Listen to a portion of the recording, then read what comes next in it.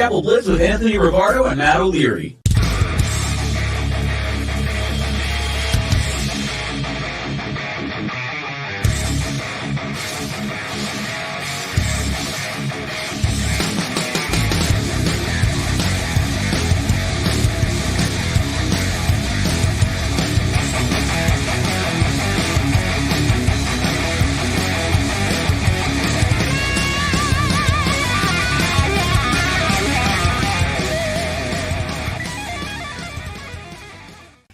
What is going on? Another episode of Big Apple Blitz is here. Matt O'Leary alongside Anthony Rivardo.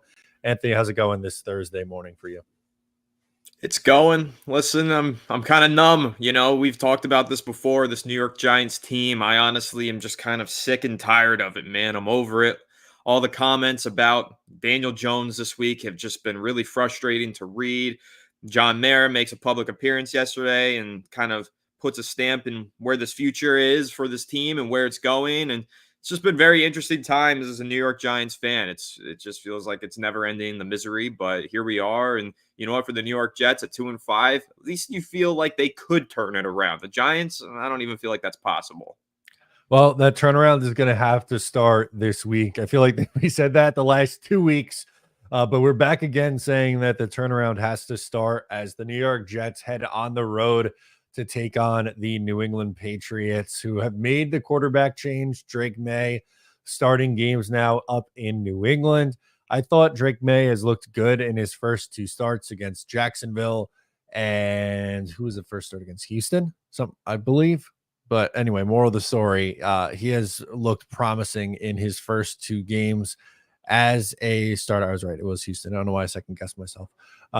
He has looked promising, and they clearly are just in a transition and seeing what they have in their young quarterback. Although, I don't know if you saw some of the comments come out of New England this week, Anthony, but Gerard Mayo calls the team soft, and it feels like the locker room did not take too kindly to that message.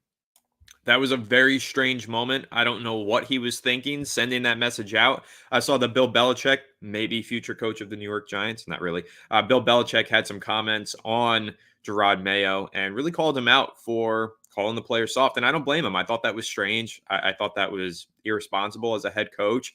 There are players who work their asses off and they try really hard to compete every Sunday. And so, yeah, maybe there's some dysfunction going on in the Patriots locker room. Maybe this is a 1 year and done kind of deal for Gerard Mayo. Who knows? Depends on how the rest of the season goes. And it's really going to be contingent on how well Drake May plays through the final 10 weeks of the season. But yeah, you get the sense that things are uneasy in New England and maybe even spiraling out of control. And you just hope that that creates an opportunity for the Jets to capitalize on a dysfunctional team and get a solid bounce back win. Yeah, exactly. And I guess I could spin that into a positive because the Jets are reeling right now, obviously, as they've dropped 4 straight games and got embarrassed in prime time in a game where they were up by 9 points. And it looked like they'd go into the half at least up by 9 points, and then 31 unanswered scored by the Pittsburgh Steelers. More on the Steelers in the second half of this show as we get into the Giants Steelers preview on Monday Night Football. But you know, for the Jets, last time they beat up pretty good on the New England Patriots. They won 24-3 on a short week as well, a Thursday night game. That was by far their most impressive showing of the season, and it doesn't say much when you look at how New England has looked pretty much ever since that game, really. But at the end of the day, like, I'm not saying this. If the Jets win this game, I'm not going to go parading around and say the season is saved. Playoffs back on, but they need a big time statement win, especially too. You had, I don't know if you saw this, Devontae Adams apparently gave like this huge resounding locker room speech and was like, "We need more energy." And for someone who's been there for like 3 days, already noticing that and picking that up, that doesn't give me the warm and fuzzy feelings on the inside, but. I don't know, from the hope or the copium side of things, you hope that they can finally put it together and just beat up on a bad football team. But truly, you never know what you're getting from this team week to week. You really don't. And especially coming off of a week against the Steelers where you gave up 37 points to the Steelers offense. Now, obviously, it was a different Steelers offense. First time Russell Wilson got the start, but even still, 37 points against Pittsburgh when the defense is your calling card. You really don't know what you're getting with this Jets team week to week. And you just hope that they start to show progress and they start to turn things around because, we did mention it in the last episode. You've got this Patriots game totally winnable, must win. Almost every game feels like a must win from here on out for the Jets.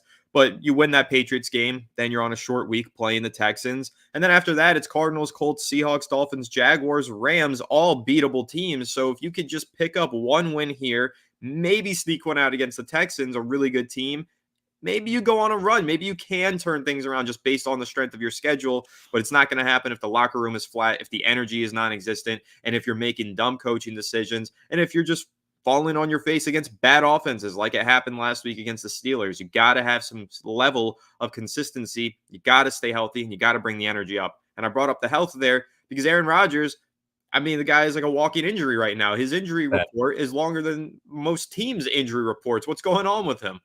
Yeah. All right. So ready, we'll be here a while, but it's both knees, low ankle sprain, and hamstring popped up this week. So pretty much anything from the lower half down, not great. And it also doesn't help. We talked about this too, but it doesn't help when your left tackle, who's also at one point going to be a future Hall of Famer, has been horrendous. Like, I know that sounds really harsh, but he's getting beat consistently with speed, Tyron Smith, on the blind side. And Rodgers looks a little skittish. Like on the first interception thrown to Garrett Wilson over the middle of the field, he seems very hesitant on the going across the middle of the field. Rodgers is like making the decision to throw the ball. But on the outside, he's a little bit more confident. And the second pick is we're clearly not going to put on him if it hits your receiver directly in the chest and pops 40 feet in the air, right to the Steeler. Like we won't kill him on that one. But still, too many times where he's maybe a little bit hesitant. And I wonder how these injuries piling up impact him. Like, he's going to be on the injury report the next 10 games. Like, this is not just going to magically disappear from him. He's going to play through it. But you just hope that it's a performance that's a little bit closer to what he did that first time out against New England. You hope so. And listen, that win against New England was easily the most commanding of the Jets season. It was the one that made us feel like we were seeing this team turn a corner. And then the following week, they put up 9 points and lost 10-9 versus the Denver Broncos. So it's like you said, it's just a week-to-week thing. You never know what you're getting with this Jets team. And I agree with you. Aaron Rodgers has looked a little bit skittish. I think that he's been rushing some of his throws. I think that he's looked a little bit uneasy in the pocket, hasn't been hanging in there to take tough hits and make tough throws. Not really the Aaron Rodgers of old that we hope to see this season. And then with Tyron Smith, that's been a disaster. He's just been getting beat up. And honestly, it just highlights a roster construction flaw here for the Jets. They have a young nucleus of players. They have a few guys who are really good and in their primes. Like, you've got Sauce Gardner. Obviously, he's had his struggles this season, but we know he's a great talent. DJ Reed, Braylon Allen. There are Garrett Wilson. Of course, there are a lot of young players, but for the most part, the way that the Jets built this roster in the offseason was to patchwork their positions of need with veterans, and not just veterans, like retirement home veterans. Like, the New York Jets became a retirement home this offseason.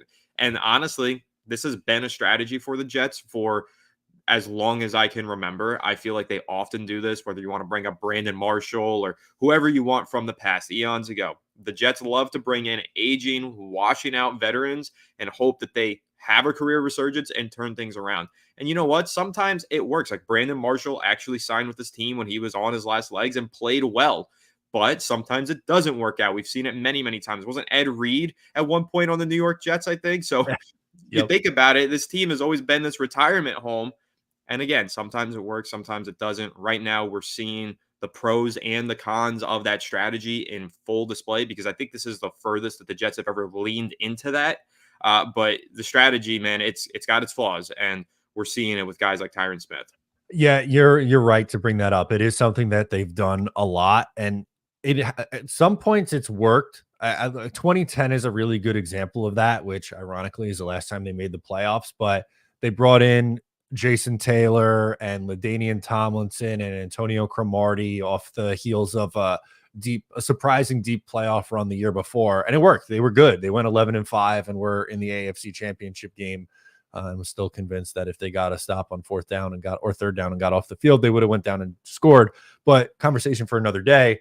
It's unfortunately you replaced, or you brought in a couple of years ago, you brought in Dwayne Brown, who's 38 years old, to play left tackle. And now you replace Mekhi Becton essentially, because Dwayne Brown goes down with injury 2 games into the season last year. And that was one of my concerns with Tyron Smith. One was more so on the injury side, but he's 33 years old. And I think, unfortunately, we're seeing the regression start to come with Tyron. I will give credit to their right tackle, though, in Morgan Moses, who's also the same age at 33. He's actually stabilized pretty well the last few weeks and had a really good game against TJ Watt. Now, I understand they were giving him help as well, but when TJ Watt was pretty much a non-factor and lining up on the right side almost exclusively, and he performs well, I would just want to call him out and give him credit. We do have a super chat, and it changes the conversation a little bit, but it's an interesting point. Ian, our guy here hanging with us, says, "What's good, gents?" Steve Smith on his pod said DJ Reed is the better corner. Want to know both of your thoughts on that, or if it's too reactionary. On this one, for me, I think if you're just looking at this year, yes, DJ Reed has been better than Sauce Gardner this year. Now, I think Sauce is someone who maybe gets a little overhated because of, he's a big name guy. People call him Sauce Grabner and he gets away with a lot. And maybe that's true, but teams are even still at this year, when it's a down season for him, some would argue, teams are still avoiding going to his side of the field. And really my biggest critique of Sauce Gardner right now is his effort in the run game. He is just not willing to tackle and come down and make plays, which that frustrates me. But Sauce Gardner in coverage, I still think, is one of the best corners. And overall, I would say that Sauce is better, and maybe it is a little bit reactionary. But speaking on DJ Reed, I felt that he's been one of the more underrated corners since he's come to the New York Jets. And we talked a lot about, even with your New York Giants potentially signing him in the offseason, I do think someone is going to pay him as a number one corner. And I think he is a number one corner on arguably half the teams in the league, if not more than that. Yeah, I agree with you. And thank you to Ian for the super chat. And Ian, thank you this time for keeping the super chat PG. If you know, you know. If you were in the Fireside Giants live stream yesterday, you know what I'm talking about, Ian. Thank you.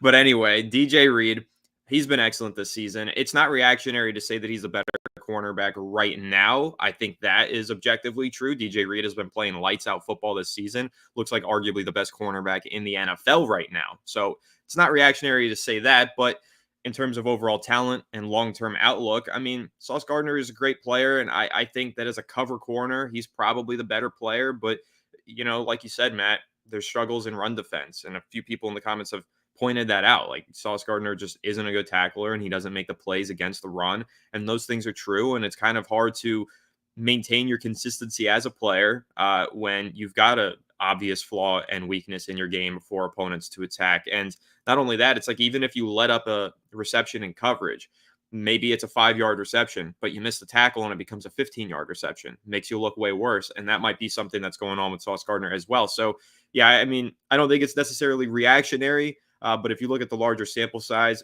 I'd bank on Sauce Gardner. I think that he's going to turn it around and he's going to bounce back. I don't think that these woes that he's had through the first 7 weeks of the season are permanent. He's also had a few moments where he's gotten banged up and he's playing through different little ailments. So I think you also have to keep that in mind. Maybe he's just not 100% healthy. Even if it's 90%, you feel that 10%, that's for sure.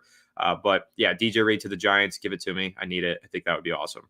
He is awesome. That would be a very, very huge blow to the New York Jets if they lose him, which I think it's trending that way. They decided to pay Michael Carter in the offseason. And I just don't know if you're going to be able to keep Reed on what he'll command on the open market. I just wanted to pull up, while we're on the Sauce conversation here, his numbers that he's allowed on off of PFF. Now, the missed tackle number at 25% is very jarring. I can't see it on here with the banner. But if you look at in coverage 48 yards against Pittsburgh on 2 catches, but then 0, 31, 0, 9. Like it's really the terrible game was against the Titans, and one was on a freak play, the Calvin Ridley touchdown. But other than that, 185 yards allowed in 7 games. It's like 26 a game. So if you pace that out over a full season, I think you'd be pretty satisfied with that part of it. Again, that doesn't excuse the the poor tackling and poor effort, but I think you're right to bring up the injuries too, because he's playing through something this year. Yeah, I mean, I feel like every time I turn a Jets game on, I see Sauce Gardner fall to the ground, hold his ankle or hold his knee or something. Something happens and he gets banged up. He goes to the sideline for a few plays and he comes back in. So, and again, that's why I said even if you're playing at 90% and it's not 100%, you still feel that 10% missing. Even if you're just a little bit banged up and it's not enough to put you on the injury report per se or make you miss any time due to the injury, but you'll feel it when you're playing through it and you'll wear down over the course of an NFL game. And I think that's something that happens or has been happening quite frequently with Sauce throughout this season. Now, Tony has a comment in here that I wanted to pull up, which I think is a bigger issue for the Jets defense, is what the Jets lost on the defensive line. Jermaine Johnson to injury, JFM in a dumb trade that I still don't understand, Al Woods and Bryce Huff on the defensive line. Now they have the Huff replacement has come. Hassan Reddick is likely to make his debut in this game. But for the first 7 games of the year, the Jets defensive line to me was clearly not good enough, and they lost way too many pieces on this line and replaced them with inadequate pieces. But first, your reaction to Tony's comment here, talking about the losses on the defensive line, and then into what do you think the impact Hassan Reddick gives in this game? Yeah, I mean, I think those losses have definitely been felt, but at the same time, I think those losses have been felt more against the run because at the same time, Will McDonald, he's second in the NFL with sacks only behind the great Sexy Dexy. McDonald has really had that breakout season that I remember we were talking about him a lot in the offseason. Not a lot of people were banking on that. Nope. Nobody really felt like that was going to happen. I'm very glad to see that it did. I think that's tremendous. Former first round pick who the Jets got a lot of scrutiny for taking him that high. He really needed to prove them right in many ways. And so far, I really think that he has this season, even if you want to look down to down basis, pass rush win rate, whatever, maybe the metrics aren't perfect, but he's definitely having a breakout and you can see the projection for him to continue to get better. But against the run, a lot of these guys contributed there, like JFM really contributed against the run. And Jermaine Johnson is a tremendous pass rusher and a solid run defender. So that was a huge loss. If you want to talk about any of the losses that the Jets have had up front, I think Jermaine Johnson is the biggest. But getting Hassan Reddick back in here, it's going to help this team tremendously. Just being able to put more pressure on the quarterback, make sure that it's not all Will McDonald, again, because his down-to-down production maybe isn't the best. He has a high sack number, but is his pressure rate that incredible? I'm not entirely sure, but I think that having Hassan Reddick playing alongside him, similar to how we discussed all offseason, you had Thibodeau, you had Dexter Lawrence, and you had Brian Burns. All of those guys playing in tandem together is allowing for more one-on-one pass rushing opportunities and allowing for them to be more productive. Now, if you take it from the Jets' perspective, you've got Will McDonald pretty much doing it all himself for the most part. Throw Hassan Reddick into the equation. Now they're both going to get more favorable looks and opportunities, and hopefully it increases the production of each of those players, not just in a sack total basis, but on a down-to-down pressure basis. Yeah, I'm excited about Hassan Reddick, and while also fully admitting that it feels too late now at 2-5, like this feels like I wish we got that video of him walking out to practice yesterday in July. That would have made me feel a lot better than what I do right now heading into week 8. But even with that in mind, he is going to make an impact, and the Jets need another presence in this edge game. They have gotten absolutely nothing out of any other edge rusher outside of Will McDonald. Michael Clemens has been a starter. He has not been very good. And then they have the young, undrafted free agents as rotational pieces and Tech McKinley and guys like that. I still worry about the interior of this defensive line next to Quinnen Williams. I know it's been a quiet year from Quinnen, but I think he's played better the last few games. But Javon Kinlaw and Leaky Fotu have been absolutely horrendous next to him. So that, obviously this move doesn't necessarily impact that, but it does get Michael Clemens off the field, which I think is ideal here. But I would expect to see him him being Reddick in a somewhat limited role, maybe 30-35% of snaps this week, and kind of get him up to speed. But I do believe, and you tell me if this is just fan copium or if this is something that could happen. I think he could, even on this week in his first game, I think he could still give them some value in a limited pass rushing role this week.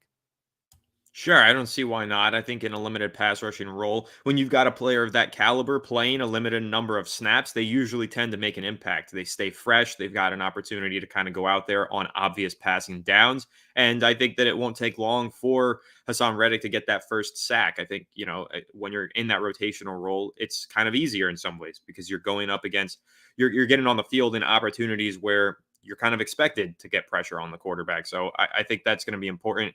My question, though, is how long until he makes a legitimate impact? Because it's a short week for him, basically, no practice all season. And now he's going in for a limited role against the Patriots. But then it's a short week going in against the Texans. And then you have the long break going up against the Cardinals. So it's almost like, are we even expecting him to make a legitimate impact in this defense in these next two games, or do we have to wait until November 10th, 4:25 p.m. afternoon game on the road against the Cardinals to really feel the impact of Hassan Reddick? And then again, like we said, we're already 7 games into the season. We're 2-5 at this point. We're talking about now 9 games down under the season. Only by the 10th week are we probably getting a real impact felt from Hassan Reddick. And like you said, you got to feel like that's too little too late. Too little, too late. I agree. I don't think you'll see a full, like, I don't know, whatever you want to call it, 60% of snaps for him for these next 2 games. I think it's going to be getting him up to speed. And the short week going up against the Texans on Halloween is going to make things rather tough. Before we get to your Giants, let's give predictions. Are the Jets getting back in the win column this week after 4 straight losses? I think so. As much as I love Drake May, I'm a Drake May truther. Drake May was my guy. I just I don't think he gets the win against this Jets team. I think this is going to be a bounce back game for them. I think Aaron Rodgers is hopefully going to get the ball out quick, get into the hands of the playmakers, and I'm expecting a big Breece Hall game. And bold prediction, Hassan Reddick plays less than 50% of the snaps, but still gets a sack. Yeah, I put my preview video out this morning, and I had Hassan Reddick getting a sack as well this week. Well, I'm picking the Jets to lose. They have lost 4 straight. I know I picked the Jets to win these last 4 games, and they've lost every single one. So this is a reverse psychology kind of play. I got a 17-16 yucky fest in New England. This is a message to the Jets team to prove me wrong. Ever since I said the Jets were going to blow out the Denver Broncos, they have not won a game. So this is me trying to flip the mojo. Everyone is down right now. I'm going to stay down until they prove otherwise. They don't deserve my love and support right now. So this is them. This is my message to them to be like, well, we got to prove that Matt O'Leary guy wrong. Fair enough. I have taken the Jets to lose in each of the last 3 weeks. I've been right about that. So maybe me taking them to win. Hopefully I continue my streak of being right. But have you ever thought about the fact that you just might be the problem? Like you might be the jinx. Many Yeah, times. maybe firing Robert Saleh shouldn't have happened. Maybe they should have just fired you from being a Jets fan. That might have solved everything. It could. I mean, we might have to go to these measures. I just might have to retire from the content game. I don't know what I'll do. I'll find some other gig, go back to teaching maybe, and the Jets will be great after that. There you go. We figured it out. That's how you fix the New York Jets. Yeah, it's not me. It's not Woody Johnson. Oh no, it is me. It's not Woody Johnson, the GM. It's the quarterback. It's me. That's the issue. Anyway, the New York Giants. Unfortunately, an issue is our guy Daniel Jones in prime time. I put it in the title. He is continuing to start after getting benched for Drew Lock in this game. I just saw the Pittsburgh Steelers, and I'm sure most of the NFL did watching the primetime Sunday night game.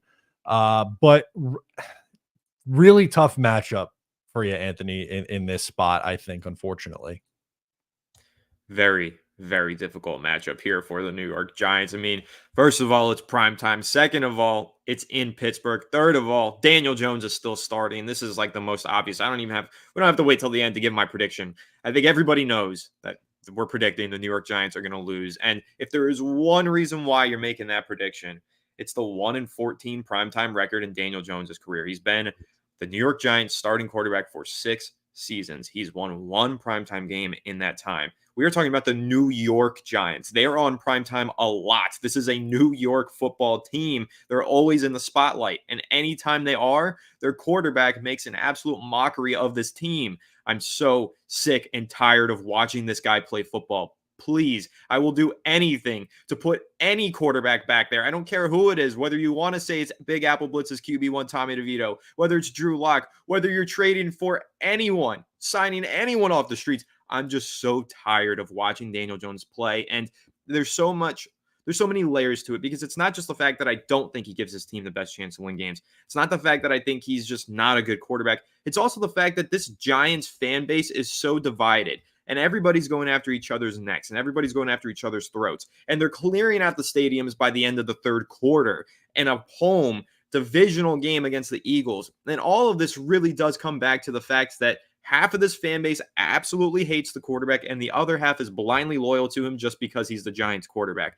I need a reset so badly, and so does this team. The team's culture is all out of whack. This team doesn't even have an identity right now.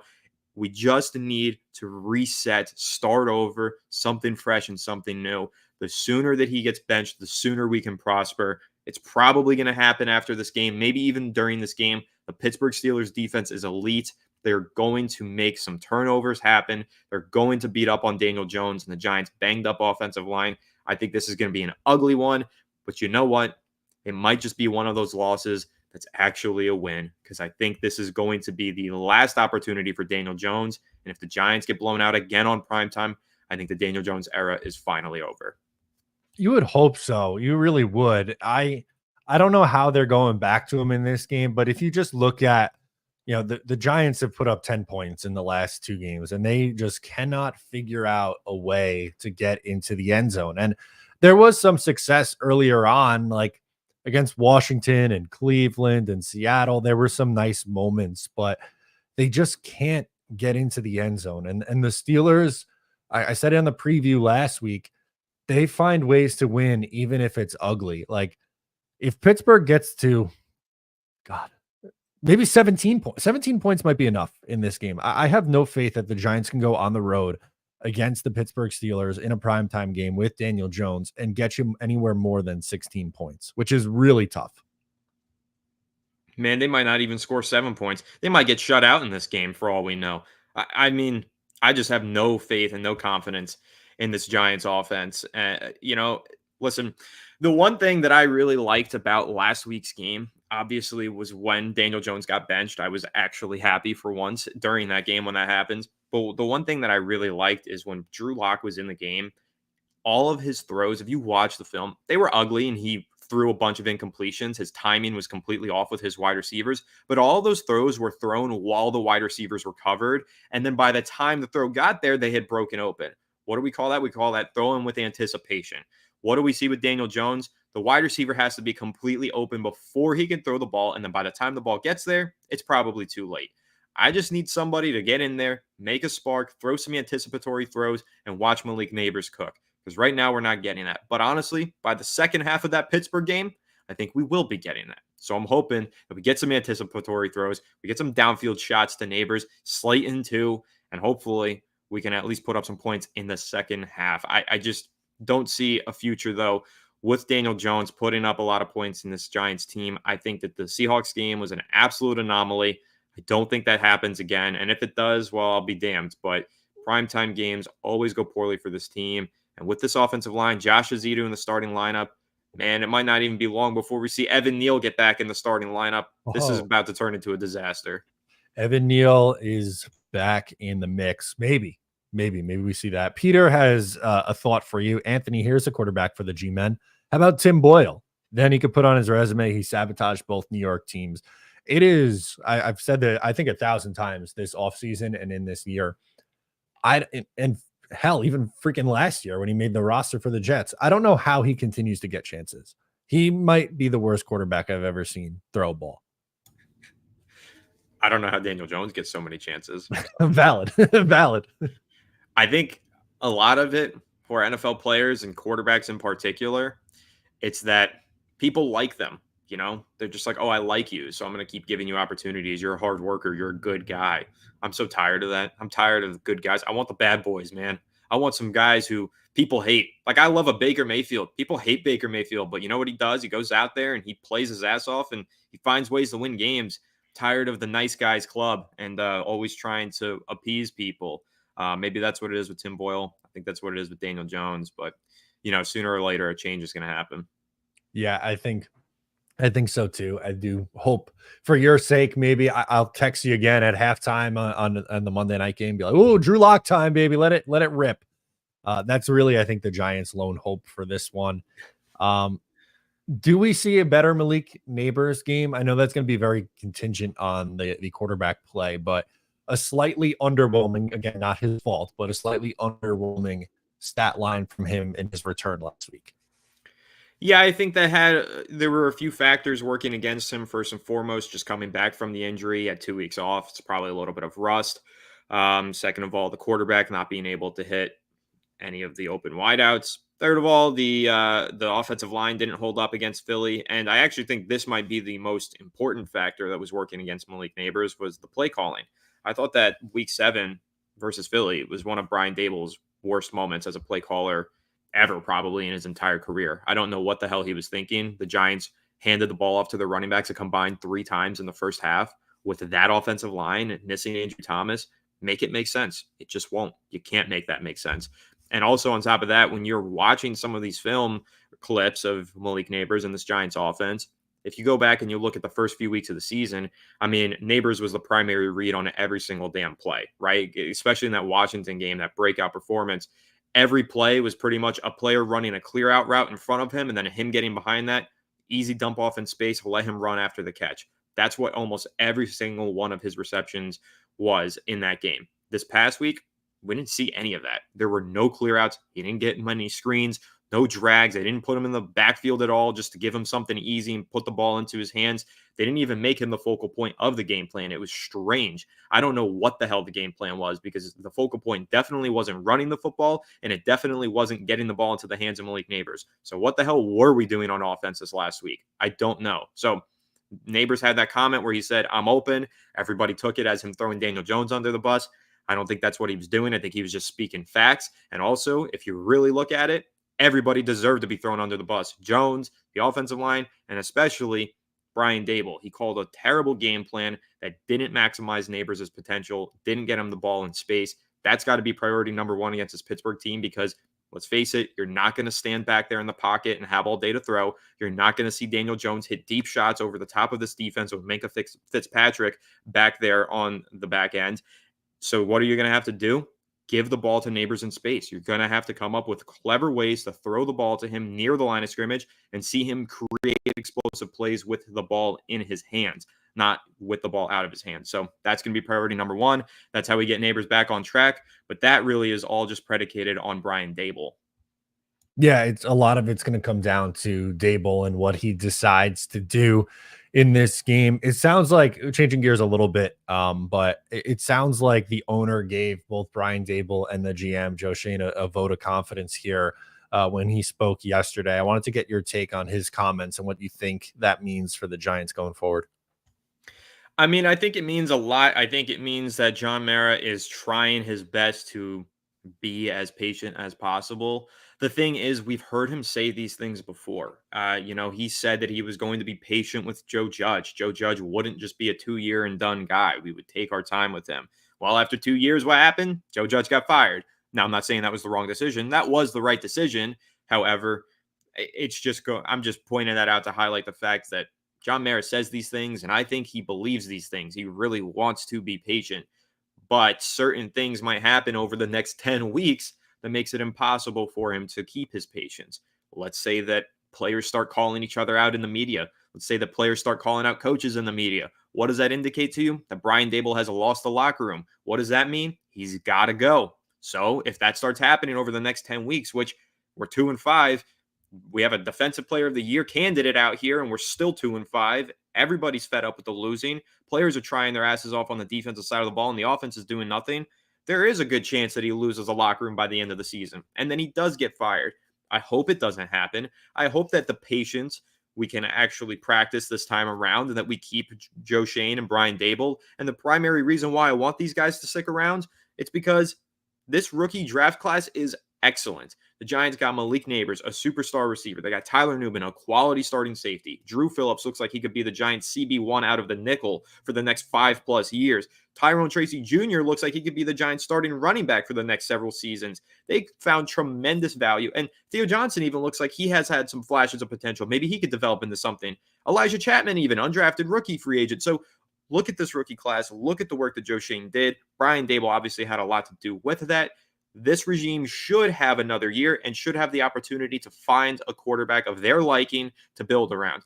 But the problem is, this next 10-week sample size is going to be the most important stretch of football games of either of those two men's career. And then you also have to weigh into the fact that this offseason, the quarterback class, some intriguing prospects, but it isn't the 2024 quarterback class. So if you really want to give these guys a chance to get a quarterback, do you have enough patience to wait another year? That would then become part of the conversation. So it's going to be a rocky road. I believe John Mara really wants to remain patient. I hope he does remain patient. But again, 10 weeks here. We'll see what happens. Still a long way to go. It's going to be interesting because, as you pointed out, and rightfully so, he has said, John Mara has said in the past similar comments and then moved on from coaches. But you want to find the balance of this team not quitting and being functional and having, the locker room stay on board here without winning too many games to take them out of the running for one of those top quarterbacks too. So it's kind of you're damned if you do and you're damned if you don't. Because if this team turns it around, then I don't know, they end up 6-11 instead of 3-14. Then it makes that finding the quarterback a little bit challenging. Yeah, and to be completely fair to Brian Dable, this same exact situation is the one that he found himself in last year. But he made a change. He put in Tommy DeVito. It sparked something, and they did win more than enough games to bump themselves out of contention for a starting quarterback in the draft. However, they also kept the locker room intact. I think that the Tommy DeVito craze that happened for the 4 weeks there, or whatever it was, with everybody in the stands waving Italian flags and doing the gesture, that saved Brian Dable's job. It kept everybody buying in, kept the fans buying in, kept the players buying in the locker room. So unless they do something like that to get everybody back on Dable's side, he might lose this locker room, because I have just this sense and feeling that the defense is getting sick and tired of the offense's bullshit. And that is because of Daniel Jones. The Giants don't make this move to take Daniel Jones out of the lineup, and the offense continues to squander every great opportunity that the defense gift wraps it. The defense is going to start turning on the offense. Dable will lose the locker room, and then he will have his job in question. So until he makes that quarterback change, I can't really predict what's going to happen. But I do think once he makes that QB change, something will spark. The locker room will be back together, and we'll be able to move forward with Brian Dable as the head coach. Yeah, I think that's how this is going to end up playing out. And you pointed out early on, before the season even started, that you didn't expect Daniel Jones to play the entirety of the year because of the injury clause. And with how he's performed the last couple of weeks, it feels like only a matter of time. And in this game, I'd almost be surprised if he made it through the entirety of it, because I just don't think they're going to be able to score enough on the Steelers defense. And it could be a long night before they make the switch over to Drew Lock, which if you ask me, I think Drew Lock takes over at halftime, starts a handful of games, and then I think we see some Tommy DeVito starts down the stretch. But I do agree that I think the end is nearing for Jones at the starting quarterback spot. Yeah, I mean, I just think, at 2-5, it's probably going to be 2-6. And if it's really ugly on Monday night, I think he gets benched. And then it's just like, if you bench him, there's no point in ever putting him back in the lineup. You know that you're going to move on from him in the offseason. And you know that if you do put him back in the lineup, you run the risk of that injury clause. So once he's out for good. And I just think that time is drawing in real soon. Like, I just don't know how you can continue to sell this bridge to your players if you're Brian Dable, continue to promise them that you're trying to win games and you're trying to find ways to get this team back on track, and still marching out Daniel Jones and all of his poor play onto the field. The players are not going to stick up with that any longer. They're going to get fed up. And ultimately, I think Dable's hand is going to be forced. He's going to have to make a decision. And once he makes that decision, it's final. Daniel Jones can pretty much just get ready to run scout team for the rest of the season. All right. So what are we feeling score wise in this game on the road in Pittsburgh? I'm going to go 25-10, 35 Okay. total points, 25 from the Steelers, 10 from the Giants. They get one field goal. And I don't think they score a touchdown by way of Daniel Jones, but I think probably Tyrone Tracy scampers in the fourth quarter during garbage time. Yeah, not too far off. I was going to go 23-13 Steelers in this one. I don't think it's going to be all that exciting. Giants defense has done a good job of keeping them in these games. I think they do that again. Like we've mentioned in this whole segment here, I don't have any faith in the Giants offense right now. Put up 10 points the last 2 weeks. I know it's on the road, which they seem to play, and Daniel Jones seems to play better on the road, but you write the numbers in prime time are not good enough. 1-14. I don't think it's getting to 2-14. Yeah, I don't think so either. This is a really, really good team, and probably the last team that Daniel Jones faces as the starting quarterback of the New York Giants. So I think it's going to be the end of an era. For your mental sanity, I hope that is the case. I Please. pray. I'll be praying. That's going to do it for us in this episode. Make sure to follow along with Anthony's work over on Fireside Giants. You can find me at Matt O'Leary, and why we'll be back on Monday. We'll recap the New York Jets game. We'll talk some more about that Giants Steelers matchup and hope for the best. That's all we can say. That's all we can say. All right, that'll do it. I'm Matt. He's Anthony, and we'll catch you next time.